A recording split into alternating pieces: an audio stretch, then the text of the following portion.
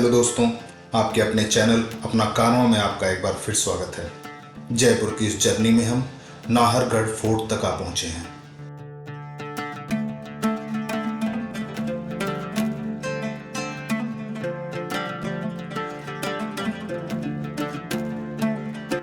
यह नाहरगढ़ का मुख्य द्वार है। यहाँ से आप एंट्री टिकट ले सकते हैं। यहाँ पर 50 रुपये शुल्क प्रति व्यक्ति चार्ज किया जाता है और फॉरेन नेशनल्स के लिए यह शुल्क 200 रुपये प्रति व्यक्ति है। अरावली की पहाड़ियों पर बसे नाहरगढ़ किले के साथ एक ऐसी कहानी जुड़ी है जो आज भी लोगों के रोंगटे खड़ी कर देती है। यह किला सिर्फ अपनी अद्वितीय खूबसूरती के लिए ही नहीं बल्कि अपनी भूतिया कहानियों के लिए भी मशहूर है।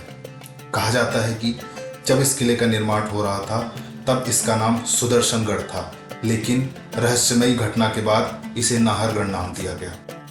कहानी यूं है कि जब किले का निर्माण शुरू हुआ तो दिन भर में जितनी दीवारें खड़ी होती थीं वो रात में रहस्यमयी तरीके से ढह जाती थीं। इस घटना से किले में काम करने वाले कारीगर और मजदूर इतने डर गए कि उन्होंने वहां काम करना बंद कर दिया। जब राजा ने बात सुनी तो उन्होंने तांत्रिक को बुलवाया। तांत्रिक ने बताया कि इस किले की जमीन पर युवराज नाहर सिंह की आत्मा भटक रही है जो युद्ध में मारे गए थे। उनकी आत्मा इस किले के निर्माण में बाधा डाल रही थी।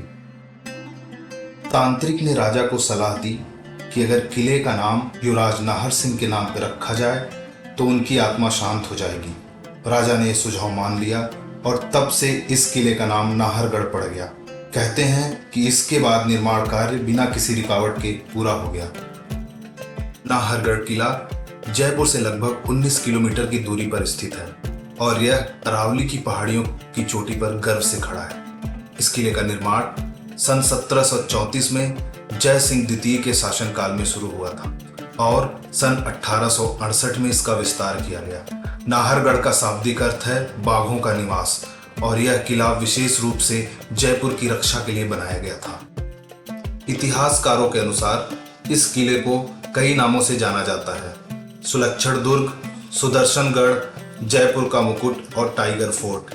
लेकिन इन सभी नामों में नाहरगढ़ नाम की जो कहानी है वो आज भी सबसे ज्यादा दिलचस्प और रहस्यमयी मानी जाती है। यह किला कुछ यादगार लम्हों का गवाह भी रहा है, जिसमें फिल्मी जगत की प्रसिद्ध फिल्में जैसे रंग दे बसंती, जोधा अकबर के कई सीन इसी किले में फिल्माए गए हैं। इन फिल्मों की भव्यता और ऐतिहासिक पृष्ठभूमि को जीवंत बनाने में नाहरगढ़ किले का बहुत बड़ा योगदान है, जहां इसकी पुरानी दीवारों ने सैकड़ों कहानियों को जिया है। इतिहास की बात करें तो यह किला हमेशा से जयपुर के गौरव का प्रतीक रहा है। एक दिलचस्प तथ्य यह है कि नाहरगढ़ किले पर कोई भी आक्रमण नहीं हुआ, फिर भी यह कई ऐतिहासिक घटनाओं का मूक साक्षी बना। खासतौर पर 18वीं शताब्दी में मराठों के साथ हुई संधि इस किले की महत्वपूर्ण घटनाओं में शामिल है। यह किला जयपुर की सुरक्षा का एक अभिन्न हिस्सा था जो सदियों से बिना किसी युद्ध के अपनी शान को बरकरार रखे हुए है। इतिहास के पन्नों में दर्ज सन 1847 का भारत विद्रोह भी नाहरगढ़ से जुड़ा है।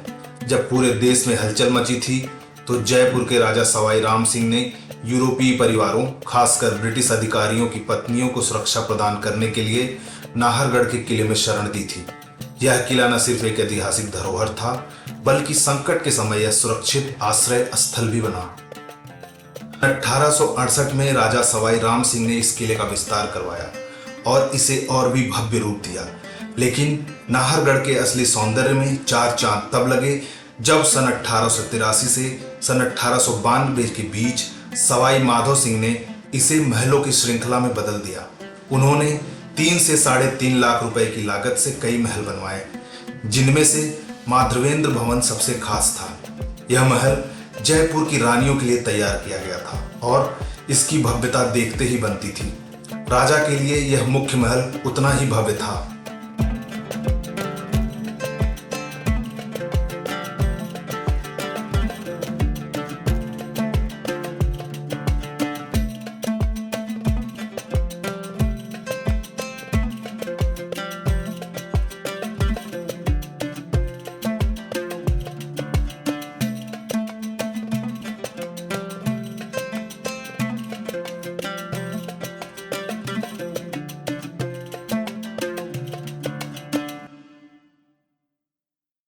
महलों के ये कमरे गलियारों के जरिए आपस में जुड़े हुए थे और इनकी दीवारों पर बने चित्र बेहद सुंदर और आकर्षक थे। ये चित्र उस समय की कला और संस्कृति की एक झलक पेश करते थे जो आज भी लोगों को मोहित करते हैं।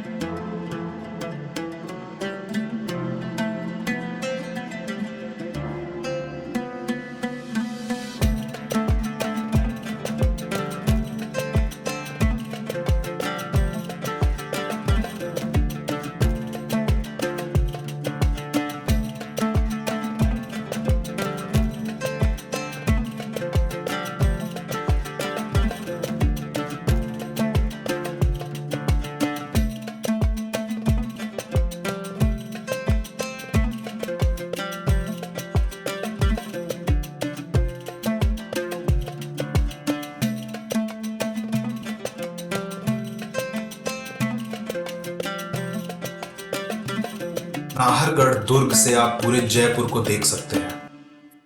नाहरगढ़ सिर्फ एक किला ही नहीं था, यह जयपुर के महाराजाओं का निवास स्थान भी हुआ करता था। इतना ही नहीं, अप्रैल 1944 तक जयपुर सरकार इस किले का उपयोग प्रशासनिक कार्यों के लिए भी किया करती थी।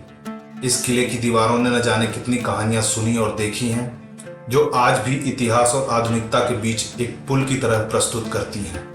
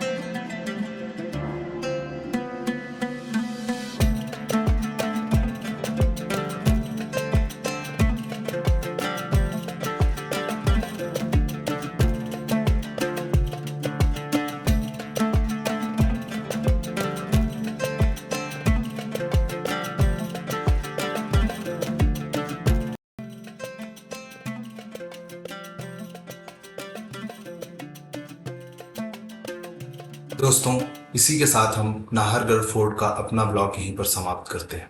अगर आपको हमारा कंटेंट अच्छा लगा हो तो कृपया चैनल को लाइक, शेयर और सब्सक्राइब करना ना भूलें। धन्यवाद।